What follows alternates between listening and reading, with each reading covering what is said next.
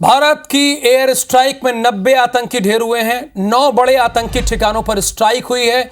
बहावलपुर में 25 से 30 आतंकी मारे गए हैं। पीओके में 5, पाक पंजाब में 4 ठिकानों पर एयर स्ट्राइक हुई है। एयर स्ट्राइक में 90 से ज्यादा आतंकी मारे गए हैं। वहीं बीजापुर में नक्सलियों के साथ मुठभेड़ में 22 नक्सली ढेर हुए हैं। कारेगुट्टा पहाड़ी पर सुरक्षा बलों ने ढेर किया है और ये नक्सलियों के मारे जाने की संख्या और भी बढ़ सकती है। डीआरजी, सीआरपीएफ और एसटीएफ का ये ज्वाइंट ऑपरेशन था। लगातार नक्सलियों के ठिकानों की ओर हमारे जवान बढ़ रहे हैं।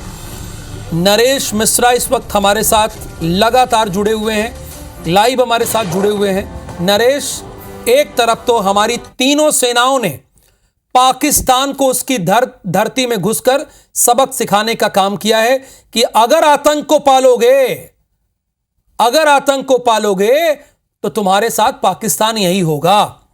दूसरी तरफ नक्सलियों को लगातार तोड़ा जा रहा है, उन्हें मारा जा रहा है कि वो भारत में रहकर इस तरह का काम कर रहे हैं। क्या अपडेट है अभी वहां से, बीजापुर से, चूंकि आप वहां मौजूद हैं?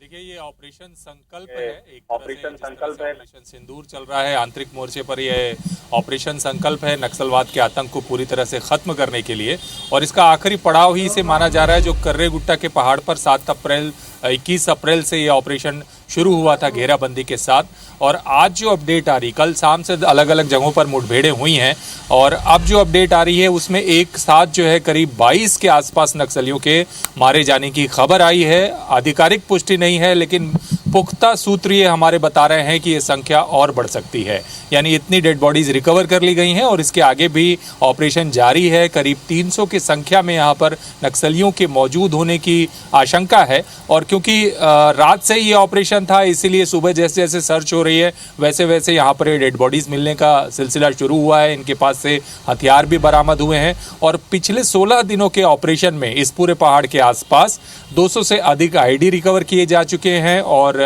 कई आईडी ब्लास्ट भी हुए हैं जिसमें जवान भी घायल हुए हैं। इससे पहले 4 महिला माओवादियों के शव अलग अलग तारीखों पर हुए एनकाउंटर्स के दौरान बरामद किए जा चुके थे, और आज एक बड़ी सफलता की तरफ फोर्सेस बढ़ रही हैं। और जो जानकारी मिल रही है उसके मुताबिक एक नक्सलियों का बड़ा गुट इस घेराबंदी के बीच है, जहां पर सुबह से ही लगातार फायरिंग हो रही है, और ये संख्या 20-22 से और आगे बढ़ सकती है।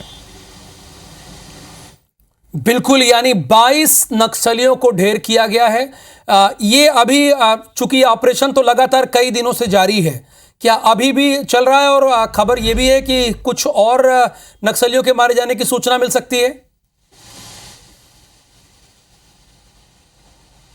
बिल्कुल बिल्कुल, देखिए ऑपरेशन लगातार अभी जारी है, और क्योंकि देखिए पहाड़ चढ़ने में काफ़ी मशक्क़त करनी पड़ी, फोर्स को सैनिटाइज करना पड़ा, आईडीज़ क्योंकि बड़ी तादाद में यहाँ पर लगे हुए थे, और इसके बाद उन जगहों पर मूव करने के लिए बच कर चलना पड़ रहा है लगातार जवानों को। आपने देखा कि कोबरा के एक अधिकारी घायल हुए थे जिनके पैर पर काफ़ी नुकसान हुआ था, और उन्हें यहाँ से बाहर रिकवर किया गया। तो लगातार आईडी की चपेट में जवान भी आ रहे हैं, तो ऐसे जगह पर ऑपरेट करना काफ़ी चुनौतीपूर्ण है। तो ये कल शाम को एक मुठभेड़ हुई जहाँ पर 6 के करीब माओवादियों के मारे जाने की खबर आई सामने, लेकिन बॉडी देर रात रिकवर हुई। सुबह और दूसरी बार मुठभेड़ हुई जिसमें अभी 20 से 22 के माओवादियों के मारे जाने की खबरें आ रही हैं, और इसके अलावा ये अभी सिलसिलेवार मुठभेड़ जारी है। ये उस जगह पर पैरामिलिट्री की फोर्स पहुंच चुकी है जिस जगह पर माओवादियों की मौजूदगी है। जिस तरह से सिलसिलेवार मुठभेड़ें पिछले अलग अलग तारीखों में हुई हैं, उसमें माओवादी सुरक्षित ठिकाने की तरफ निरंतर खिसकते जा रहे थे, और फोर्स धीरे धीरे पहाड़ पर कब्जा करके आगे बढ़ते जा रही थी। तो इस वजह से इस बात की आशंका है कि आज देर शाम तक एक बड़ी अपडेट आ सकती है। और आपको मालूम है कि बस्तर के सबसे चर्चित माओवादी कमांडर हिडमा, जो माड़वी हिडमा है, जो बटालियन नंबर 1 का कभी कमांडर रहा था और अब सेंट्रल कमेटी के सदस्य के तौर पर भी जाना जाता है, जगदीश है, देवा है, अर्रा है, एक जो चलिए आगे भी आपसे जानकारी लेंगे नरेश।